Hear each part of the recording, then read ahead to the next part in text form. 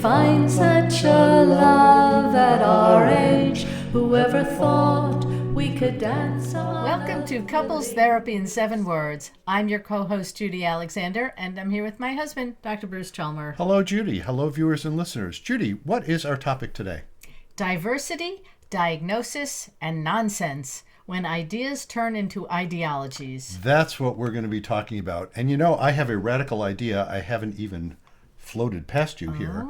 Let's defer our, here's our ad for our books. Buy our books, folks. We're going to tell you about them at the end of this podcast instead of, I want to dive right into this topic. Dive away. Let's dive away. Okay. Make sure there's water in the pool. Yes, exactly.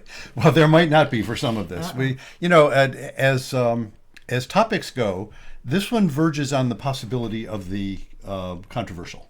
Okay. Usually, I'm not going controversial. This one, I'm willing to go a little controversial. Okay. Diversity, diagnosis, and nonsense. Yes, what is all that about? Yes, okay. Well, it's the second part. When ideas turn into ideologies, I've written about this in one of my books, of course. We have talked about that We have talked about it a little bit. And I keep noticing, and the relevance of this for couples therapy, after all, this is a podcast about couples therapy and, related topics. The relevance of this is that I see this playing out within couples. I see it playing out among couples therapists. I see it playing out in the world in general. And so I just want to do a little ranting today. I think that's what's on my mind. Go ahead and rant, because I'm not sure what it is you're even going to be ranting about. Exactly. So and of course, I'm along for the ride. Folks, you're along for the ride, more than along for the ride. Folks, we haven't rehearsed this, and I invite you to argue with me if you are so inclined. Okay. And it'll be more interesting for that. And as a matter of fact, there's a way to launch into it. Okay. The argument is often more important than the result.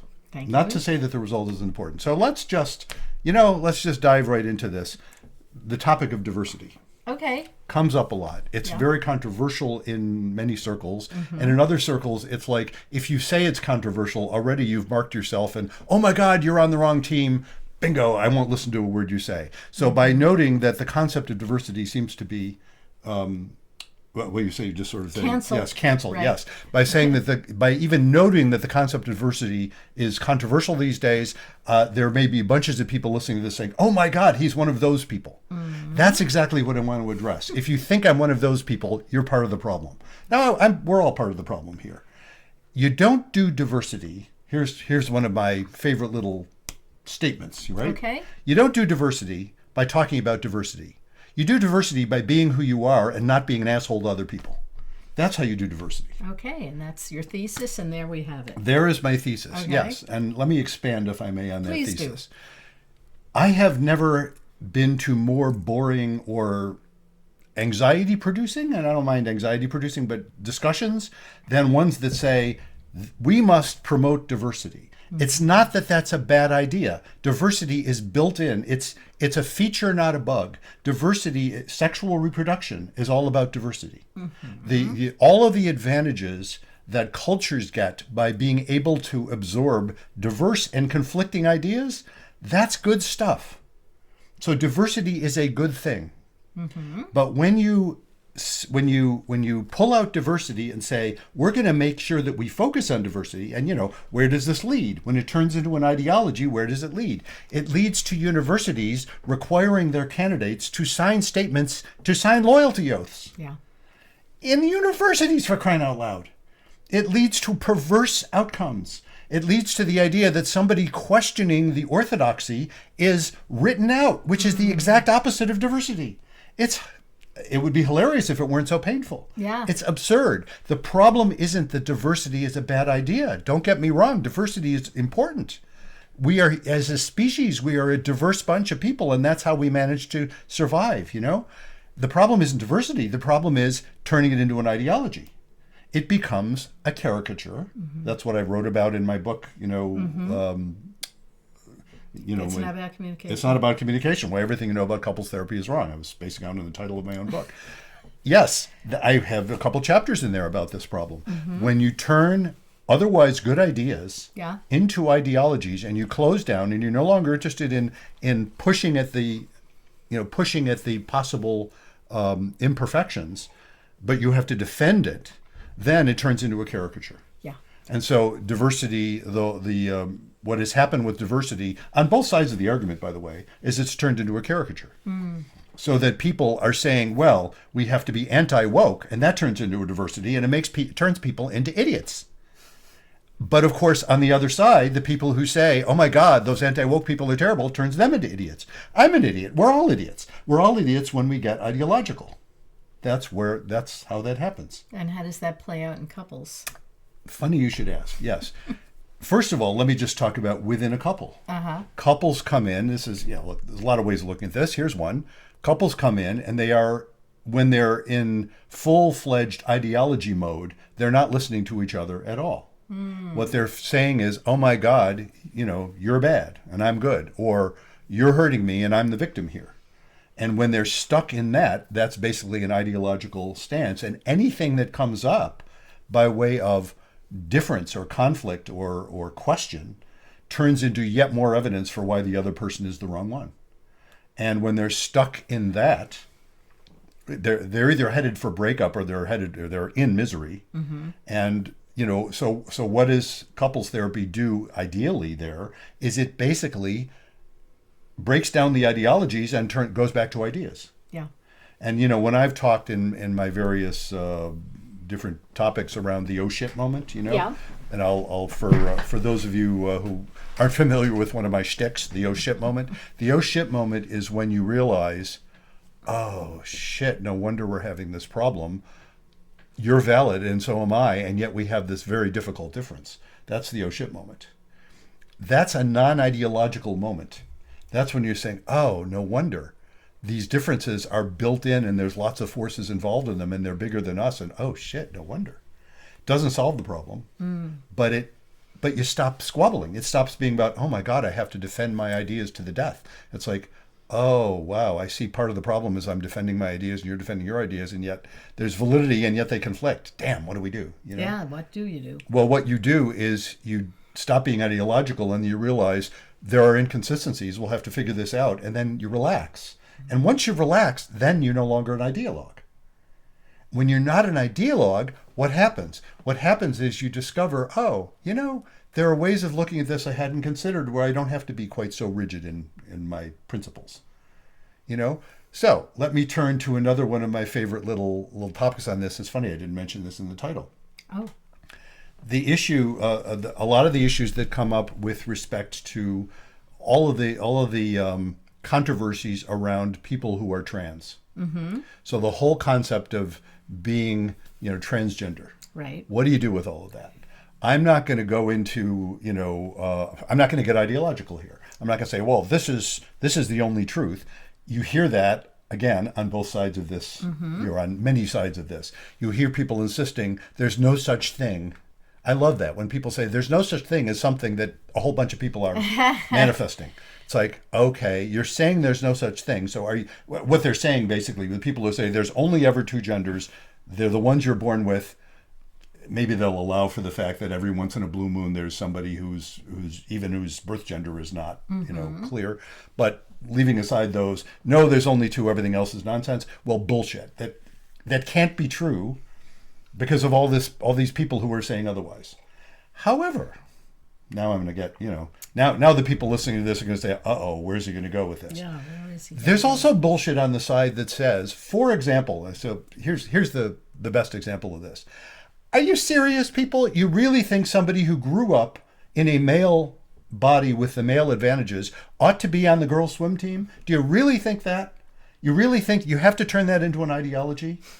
It's ridiculous if you back away from the ideologies and say, oh, this is a special case. It doesn't fit well, does it? That's a non-ideological statement. This doesn't fit very well, does it? Yeah. Damn, I wish it did. I wish it would be easier for those trans women who have these bodies that are, that have the distinct advantage for many sports of having grown up with lots of testosterone flying around. And, it doesn't seem to work. The athletic associations that have tried to say, well, as long as you've been on, testosterone blockers for a certain amount of time, yada, yada. Yeah, it sort of works and it sort of doesn't. it's like, oh, damn, we have a problem here we haven't solved with the ideology. The ideology on the other side doesn't work either. To say, no, once they've determined that they are trans women, they are women. No, damn it, they are trans women. They're not men either. Say what you want, but seriously, you're going to say that they should be on girls' swim teams? And this comes up. It's a fairly rare phenomenon, but the reason I make such a fuss about it, and so many people make a fuss about it, is it puts in the face of these ideologies how stupid the ideologies are. Neither side works here. So folks. what do you do in those circumstances? I don't know. I haven't got a simple. No, seriously, I haven't got a simple solution. I haven't got one. Yeah. You know why I haven't got one? Because it's hard. I feel bad for the trans women who are, I would say to, I'm sorry, but you can't be swimming on the girls' swim team because you have this absurd advantage. And look, I can argue with myself. There's an answer to that. What about all the girls who've always been girls, who are endowed by nature and genetics with these amazing, what about somebody like Michael Phelps, who everybody was always saying the reason he was such an astonishing swimmer is because his body was made for it. Right. His body, his hands, all that stuff. So should he be excluded because he's got a body advantage exactly. over No. everybody And else? I don't say that. Nobody says that. Yeah. They say, no, of course, that body advantage makes a difference. So why should you then exclude somebody who is trans from the girls' team? I don't know, but it sort of makes sense to me. I don't have a simple answer. But if you're going to insist that anybody who raises the question, and this is what drives me nuts, that anybody who raises the question has to be canceled, screw you. You're full of shit. That's what I'm saying. And that there's your nonsense. Well, there is your nonsense, and it's I think why do I get animated about this? I get animated about this because of things like what happens with Israel. That is something that animates me as a Jew. It's sort of like, oh my God, all these people saying that Israel is committing genocide, ignoring the explicit genocidal intent of Hamas. Explicit, stated. Yeah. That is their intent. And Israel is, I'm not going to argue Israel is doing everything wonderful. I'm just trying to say, you know what? When you launch a genocidal war against people, they're going to defend themselves rather brutally. You shouldn't be surprised at that. And yet, nobody says Hamas is intending genocide. And you know why they're not saying it? Because, thank God, Hamas is much weaker than Israel. Right. They should be much weaker than Israel because they're genocidal maniacs. Yes, they are. They are horrible terrorist groups. Yes. Hamas, Hezbollah, the Houthis. So what does this have to do with Iran? And well, we'll get into that a different time. But yes, what does that have to do with? What does that have to do with trans women on the girls' swim team? I realize we're not talking about the same level of horror here. Yes. I will note, however, that it is a similar. The thing that it is knitting all these things together in this podcast that I was thinking of when I said, when ideas turn into ideologies, is that problem. When you get ideological, you become stupid. And that pisses me off because it causes so much harm. Yeah. And so now I've mentioned diversity. I've mentioned, and you could say that the issue of trans, women on girls' swim teams or whatever is a diversity issue too. What about diagnosis? What about diagnosis? What about diagnosis? Yeah. Yes. Where does that fit in this? Diagnosis of course, in psychology. I'm a psychologist, right? Diagnosis has been an important part of differential diagnosis is the term when you figure out, okay, which diagnosis fits here. Right. In many circumstances is life-saving. It's really important. My favorite story about, I'm sure glad they figured out that those pains I was having was my gallbladder. It took them 5 attacks to figure it out. But when they figured it out, damned if they didn't fix it. It's like, oh boy, they got it right. It wasn't a heart attack. Here I am, thank God, 30 years later or 25 years later. It wasn't a heart attack. It wasn't all the things they were wondering. Oh, it's a gallbladder. If we take that sucker out, by golly, you're going to stop having those damned attacks. And I haven't had one since. And that's been 25 years. And I'm really glad. Okay. So that's all great, right? So differential diagnosis is important in that domain. Differential diagnosis even in psychology, it sure makes a difference if you discover that somebody is dealing with sort of a classic bipolar, what they now call bipolar 1. Boy, is that you handle that very differently, medically speaking, than you would handle other forms of depression, than you would handle other forms of mental illness, different kinds. differential diagnosis is often really important. Schizophrenia, for example, really important to be able to diagnose that, as opposed to if somebody is having a drug-induced hallucination or something like that. True. All important stuff. The problem you get into is when it turns into an ideology, so that you decide, okay, we're not talking about something that is well defined with respect to sort of medical medical markers. Mm-hmm. We're talking about something that is a description of behavior. So, for example, the personality disorders. Right. They are descriptions of behavior. I've always often described them, if you look in the DSM, the Diagnostic and Statistical Manual, there are a litany of curses. Right. Basically, people get assigned, and by personality disorders, by the way, I'm using a fairly old term there, but things like narcissistic personality disorder, things like borderline personality disorder. Narcissism really, if you Google narcissism, you're going to get all these people who know just what to do to tell you if you are dealing with a narcissist. Right. Yes.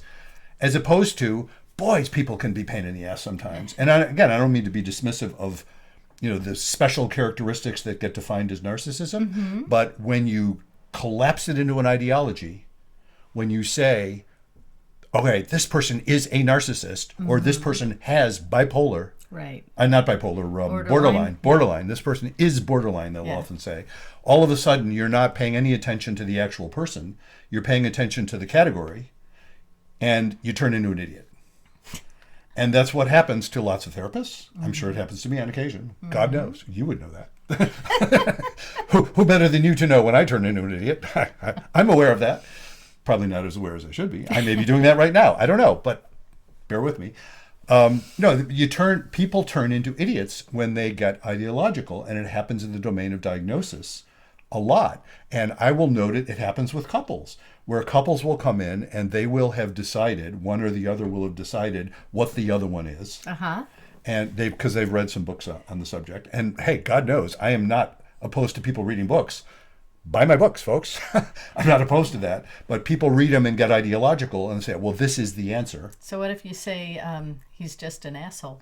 And is that okay? That is, speaking of controversies, remember, since 2016, I have been one of the psychologists even, saying, no, I don't want to diagnose Trump as having, narcissistic personality disorder.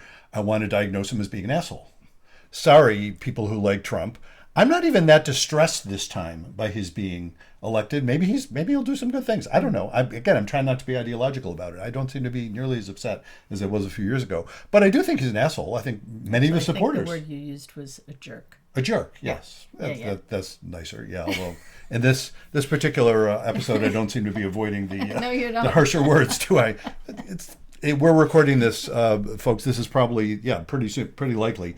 Almost certainly the last one we're recording in this calendar year of 2024. Yeah, but it's not going to be out. No, it'll be out in 2025. Yeah. But just so people know when we're recording this, maybe that's influencing how I'm thinking about this. I don't know.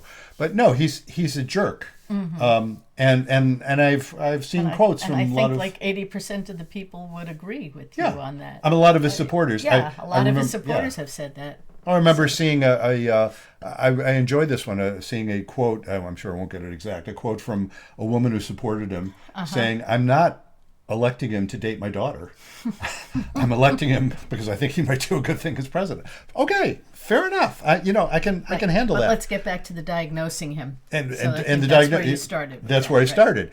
And I've seen, going all the way back to 2016, I saw, all of these psychologists and psychiatrists and, mental health professionals. And they're using him. Yeah, they're using scientific language to pathologize, and which is a power move, of course. And it's not that I'm opposed to all power moves. Right. You got power, I suppose you have to figure out how to use it.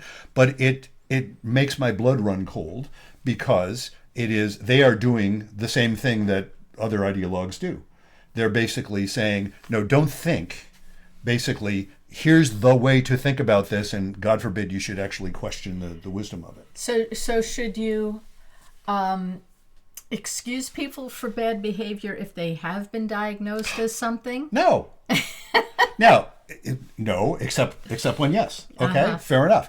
I have met folks with bipolar 1, that's the great example, in a manic episode, who do things that they would never otherwise do if they didn't have that particular bizarre medical condition going. And I'm calling it a medical condition by way of saying, I don't know how to blame someone who's having that kind of stuff going on. Do you know what I mean? I understand, and I'm not a lawyer, I understand why the legal system makes space for something when somebody is just out of their mind, so to speak. I'm not going to get it. I don't know enough to really get into the legal definition of insanity, but certainly I see why there's room for that. It seems like bummer to blame someone. Again, I'm thinking of some folks I've worked with over the years. Bummer to blame someone, because they'll describe it after the fact themselves, who was having the kind of delusions they were having. You have to stop them from doing it. Don't get me wrong, but I wouldn't hold them morally responsible in the same way. I would still say it's a public safety issue. It's like, well, okay, I'm not going to hold you morally responsible for those bizarre things you did when you were in a manic episode. I'm going to make sure, though, that you don't cause other harm. If you're not being treated, then I suppose you ought to be restrained somewhere. You ought to be in a place that's where we can keep everybody else safe from you. I can understand that. But the idea of blaming them morally, that does let them off the hook in some ways. But what about things like ADHD? ADHD. Yeah. Which is a really useful diagnosis for many people. But oh my God, beware if you think that actually tells you more than you already knew. Yeah. It really doesn't. If people, and I've had lots of people say this, oh my God, I discovered this. It's been happening more recently now. We get all these people who've been thank goodness I was diagnosed as an adult with ADHD, and that explains my whole life. Right, explains my whole life. And I don't mean to be dismissive of that attitude that says, oh, wow, I wish, well, I've told the story recently in our podcast, about the kid I worked with who didn't know he had got the diagnosis yet, but his teachers knew. Yes. And this is when I was an intern, and I saw the kid, and he didn't know yet that he'd had this, he'd had the evaluation, but he didn't know he'd been diagnosed. Right. And he was not on any medication, no treatment, and he came in, and I said, how you doing? And he said, it's weird at school. All of a sudden, all the teachers are nice to me. Before they weren't. Before they would just be treating him like he's a jerk. And now they're saying, all of a sudden they got nice. Well, sure, they got nice because they said, oh, we don't have to treat this fidgety boy like a jerk. Right. We can treat this fidgety boy because he's one of those kids that has ADHD. And so we know about that, and we don't have to blame him for it, and we can work with it. And of course, I'm thinking, great. I'm also thinking, you could have thought that before you got the diagnosis. You could have said, have you noticed there's a lot of fidgety kids, especially boys? Have you noticed that? Have you noticed that as classrooms have turned into what they've turned into over the last, 50 or 60 years? Well, longer than that ago. Classrooms used to just throw out kids like that. Right. They would just be eliminated. They'd drop out. They would be able to make a living doing something else. Now we don't let that happen, so we insist that we call them sick. We call them, we diagnose them with a pathology. Right. And I'm thinking, well, you don't have to diagnose them with a pathology. You could observe that, this kind of this style of teaching doesn't work really well for the fidgety kids. It works okay for most of them, and we just have to deal with the fact that it won't be perfectly orderly. Okay, right. Good teachers, you would know better than I would. Good teachers can handle that stuff. To the extent they can. Then they're the kids who are way farther extreme in that. It's oh my God, well then throw them out. Totally disruptive to classrooms and even to the school. And because of the ideology of diagnosis, God forbid you should say, oh, I see the problem here. This kid doesn't fit in this classroom. It's not only the diagnosis, it's also the ideology of inclusion. Well, yes, and inclusion as applied to diagnoses. And exactly. And oh my God, the things I would see. I remember this, again, and from my time working as an intern. And actually my time even working with adults where they would describe this. I remember a teacher describing this of this kid that had to be included, was all inclusive. Kid had an aide. The kid had no reading skills. The kid had very, very severe cognitive impairment. So that, the kid wasn't understanding hardly anything of what was going on. And they had to have that kid do the same homework, do the same exercises. And of course, the aide was actually doing it. Okay. And this was and I'm thinking, this poor kid who, if they had been in a setting that was actually seeing that actual kid for what she was, might have actually gotten some education. And in the name of inclusion, they refused to see that their so-called inclusion was actually harming the kid. It's insane. And it's because of the ideology. Yeah. It's because it's like, oh, inclusion's good, therefore we have to include everybody. Therefore, we have to ignore the fact that including everybody turns out to be stupid. It doesn't work. So, it's this monstrous, in my humble opinion, this monstrous requirement of stupidity among otherwise intelligent people that drives me nuts. Well, if we're going to go there, let's talk about religion. Let's not. Oh, no, let's. Because, this is my shtick about ideas and ideologies applies to fundamentalism. Okay. Fundamentalism is an ideology, as I'm defining it. I'm saying, fundamentalism is when you refuse to allow for the fact that no matter how clever your ideas are, they don't fit every damn time. Okay. They don't work all the time. They don't always work. And so when people say, yes, they do, they turn into idiots. And that's what happens with folks who will look at the Bible. And look, folks maybe who are new to us, especially seeing the clips of this, and they're saying, who is this guy who's ranting? Either liking me or hating maniac? Me. Who is that maniac over there? Maybe I'm having a manic episode. I don't know. Who knows? I haven't been diagnosed. No. No, that we study Torah, in Hebrew. I mean, I have great respect for. We are religious people. I have great respect for sacred text as sacred. I have great respect for the notion of saying once we decide that a sacred text is sacred, we're going to take as an assumption that there must be some way of reconciling things, even though that involves all kinds of rather hilarious gymnastics. One of the things I love about the Jewish approach to this, the Jewish approaches to this, is that if you start with those assumptions, you can get very creative, and you have to realize as you're doing it that you're not talking literally anymore. Midrash, the idea of seeking out. Well, you know about Midrash because you've written Midrash. She's written erotic Midrash. That's a little sly ad for a book. We'll get to the ad for the books in a little while. No, that idea that you can take it as sacred, but not turn yourself into an idiot. And the folks who will look at the book of Genesis and insist that therefore it invalidates scientific theories about the age of the universe are, with all due respect, idiots. There's some due respect for you. If that's what you think, if you are making yourself think that, you're an idiot. Go ahead and argue with me. I'm not saying that the Bible is wrong. On the contrary, I study Torah in Hebrew, folks. I don't think it's wrong, but it's not a science book. It was never intended to be a science book. Even if the people who have venerated it for many generations for a while thought maybe this is an actual sort of literal description, later on they got away from that when they learned more scientifically, when science was created. What about a history book? It is also not a history book. It's also the concept of history is a relatively recent thing. History, as we describe it, with sort of journalistic accuracy about what the facts are. That wasn't the point of the histories that are written in anybody's culture, as far as I know. But particularly if you look at biblical history, it was written from a particular point of view with a particular purpose, and those purposes are understandable. And again, I'm not a deep enough Bible scholar to be able to go into all the details of that, but if you insist that anything that contravenes any of the history must be wrong, and you twist yourself into a pretzel trying to prove that, with all due respect, you're becoming ideological, which, in my humble opinion, makes you an idiot. Yes. I almost feel bad. I don't mean to insult actual idiots out there, but that term idiot used to be the term used for people with low IQ. Right. It used to be less loaded than it has since become. I'm using it in the modern loaded sense of someone who is not cognitively impaired, someone who is willfully turning yourself into an idiot. Drives me nuts.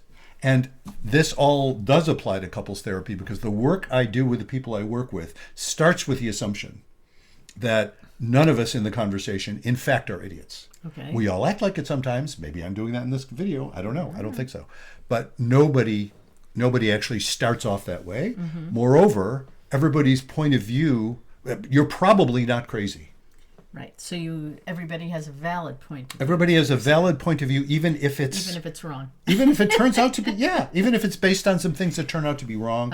It's coming from somewhere useful and important and worthy of respect, even if it is immoral or wrong. Or, I'm not saying suspend morality. I don't suspend morality in working with the folks I work with. They know if I think something is wrong morally, but it doesn't stop the conversation, because if you stop the conversation there, you lose the possibility of growth. Because even the things that I know to be immoral, if I can't question that, I've turned into an ideologue. And the things that people used to think were immoral and maybe you can change your mind on. Yeah. What's a great example of that? Gay relationships, for example. For many people, at one time, this was certainly true in my own life. When I was younger, it wouldn't have occurred to me to think that wasn't wrong on some level. Right. And then as I got to know folks and got to be an adult, I realized, oh no, it's not wrong. There's lots of people who are oriented that way. Not only can I accept it, but I can accept it as not even wrong. It's like, it's fine. We better make room for that, and we better not be idiots about not making room for it. Also, frankly, we better not be idiots about not making room for it, which is to say, if you're going to, go to court over somebody who runs a small business who's saying, I just can't wrap my brain around the concept of gay marriage, so I don't want to sell you a wedding cake for your gay marriage. If you can't wrap your brain around that, be careful, folks. And again, I can see why you might want to have some litigation around that, but I can also see why you might want to make room for that, rather than say that turns that person into evil. I can't resist throwing in a little concept on the whole J.K. Rowling incident with respect to whatever she said about trans people. And I have to preface this by saying I don't remember all the details. I don't know all the details. And maybe you remember some of this. I don't remember all the details either. What I remember was she was questioning whether a trans woman, whether someone who grew up in a body and was identified as male and later becomes a trans woman, is, whether there is a place for spaces where it's all women who grew up as women. Is there a place for that? And she was attacked and canceled. People tried to cancel her over that. And well, that's the problem, is that people can't express a divergent viewpoint, and that, and that's what people are promulgating diversity, but really what it has the effect is shutting certain points of view down. Exactly. And of course, which is exactly what people are complaining about on the other side, which I understand that. I have no difficulty understanding why anybody in a long oppressed group the pendulum would swing in the other direction, and they're not going to be terribly gracious about it. No difficulty Look, understanding we're seeing that. a rise in anti-Semitism right now, speaking of oppressed Well, yeah, groups. that's different from what I'm talking about, though. Okay. No, I'm talking about, I have no difficulty understanding why trans people would circle the wagons and insist that anything that suggests any questioning of their whatever their ideas are has to be opposed, strongly. So I'm not surprised that a bunch of trans people would get upset over what J.K. Rowling is questioning, but that doesn't mean that they shouldn't be questioned. And Correct. the problem comes when people, the whole cancel culture thing is a serious problem. It is a serious problem. And it's, again, I don't want to leave out the right on this either. And look, my old home is the left. My old home is not the right, folks. My old home is the left, And I get especially pissed off at the anti-Semitism of the left, for example, not to discount the anti-Semitism of the right, which is horrible. Similarly, with respect to things like this, it's not as if I'm saying, oh yeah, the folks on the right who are insisting that there's no such thing as trans and it's terrible and you're corrupting our children by even exposing them to the idea. I love the idea of, what do they call them, moms for liberty, who are actually moms for oppression or moms for repression. And, I love the way they package that. Or it's the same thing like the whole idea of pro-choice and pro-life. Yeah. Those are both ideological terms that accomplish, the only thing they accomplish is reinforce the ideology. To claim that being anti-abortion is pro-life, well, I understand it's saying, yes, if you're considering that abortion, eliminates a living thing, of course, that I understand the idea, but it also, unfortunately, sometimes kills women, that idea. But the idea that says it's pro-choice, you're saying this, people would say, you know what, there are some things that you shouldn't have a choice about. And I agree with that concept. There are some things we shouldn't have a choice about. Not everything. I like choice, but there are some things that I shouldn't be able to choose to do. And so you have to be able to tolerate the anxiety, as I often say. That's folks doing their drinking game. Every time I say tolerate the anxiety, if they take a shot. This one, this I've only said it twice now. Okay. So yeah, well, you're not going to get real drunk from this one. No. But I'll say it again. Tolerate the anxiety of hearing ideas that may make you uncomfortable. Oh my God, maybe that's a good thing. Mm-hmm. Maybe that's what it's about. I will perhaps conclude my rant, although I think so. Yes, I will conclude my rant with just noting what the Talmud says about machlokes l'shem shamayim hu kayam, a argument for the sake of heaven will endure. In other words, the argument itself is important. An argument that is not for the sake of heaven won't endure. It'll just turn everybody stupid. So I'm in favor of arguments for the sake of heaven. I hope one effect of this argument, this podcast, this episode, is to stimulate that concept. And I can just imagine the people who will be yelling and screaming about whatever idea, whatever sacred cow of yours I've just gored, oh, go ahead and argue with, but you're missing the point. The point is not that. The point is you better be able to be argued with or you're an idiot. So there. That's my point. Happy New Year. Happy New Year.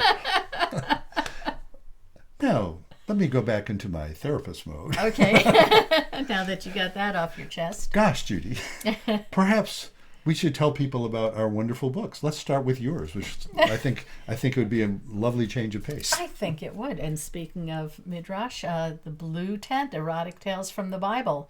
So taking lots of biblical tales and filling in the details, because, as I like to say, the stories are all right there in the Bible. Yes, they are. There's prostitution and rape and incest and all kinds of... There's no incest in the book, though. I don't think there's incest in... Not per se. Not per se. No. There is not. No. So there's lots of sex in there. There is lots of sex Lots in of there. erotic and sex. don't forget to mention your nom de plume, because Laria Zilber. yes, Right. LARIAZYLBER. People will need that if they're just hearing the audio Right, version. and you can go to lariazilber.com and find it there, or on Amazon, and you can get it in paperback, audiobook, and ebook. And a special plug for the audiobook. Oh, yeah. Because I'm reading it. yes, and folks, she could be reading the phone book. Do you remember what a phone book is? For our younger listeners, you could be reading the phone book, and I would find it very, shall we say, very stimulating. So there we are. So there's that book. Yes. Now, on other less sexual, well, actually, there's some Well, less since sexual we did topics. mention this one, it's not about communication. Why everything you know about couples therapy is wrong. Yes, that's where I have my 2 chapters on ideas versus ideology. I Right. have the wonky chapter and the non-wonky chapter in there. Your latest book, Betrayal and Forgiveness, How to Navigate the Turmoil and Learn to Trust Again. Yes. And you know what I'll say about that in this context? Do tell. Really, that how to navigate the turmoil and learn to trust again, Mm-hmm. it has to do, oddly enough, I don't think I said it exactly this way in the book. It has to do with not being ideological, even in your own mind. It has to be able to tolerate that sense of, wow, there's a lot of ways to view this, and they're not all consistent, are they? Isn't that interesting? Yeah. That's where you That's get it. to It's when you can changing- forgive. Changing the way you see things. It is, Yeah. indeed. And Reigniting the Spark, Why Stable Relationships Lose Intimacy and How to Get It Back. that's the one, as you like to say, the book that started this podcast. Mm-hmm. Wow, we are coming into almost our 5th year of doing this. We've been doing it for that's right. for over 4 years now. No, we're coming into our 6th year. We've almost finished 5 years. It'll be in a few months. Yeah. And this is episodes right around 190, 191, something like that. We've got a lot of episodes out there. We've had wonderful guests in the spirit of sort of end of year. We have had wonderful guests. We have had all sorts of really interesting conversations and covered a lot of different topics. Right. And if you would like to be a guest on our program, how do you like that little transition there? Nice segue. You can go to our website, ctin7.com. That's CT, Couples Therapy in 7, the numeral 7.com. And you can sign up on our website. There's a place where you can put down why you'd like to be a guest, and there's a calendar where you can sign up for a time. And let me address that very thing. Yes. Here's an invitation, folks, for those of you who've made it this far in this episode. If you want to argue with me on some of my rather vigorously expressed opinions in this episode, I would love to have you on the program to have an argument, to have a respectful argument. Right. Because machloket l'shem shamayim, an argument for the sake of heaven. If you want to argue with me, if you want to point out, yeah, but do you put it in those terms, whatever, that would be a great conversation. I would love that. So drop us a line. Go to ctn7.com, drop us a line, and let us know that. If you have questions you'd like us to address, ctn7.com. And let's see, what else do we have to say? We would like people to let other people know about the podcast. And one way to do that is to rate it, to share our posts about it, to follow us on social media. Follow us, exactly. And also, whatever you do in the various podcast platforms to subscribe to this particular podcast, do that as well. Share, that spreads stuff. The word. And so until next time, remember, be kind. Don't panic. And have faith.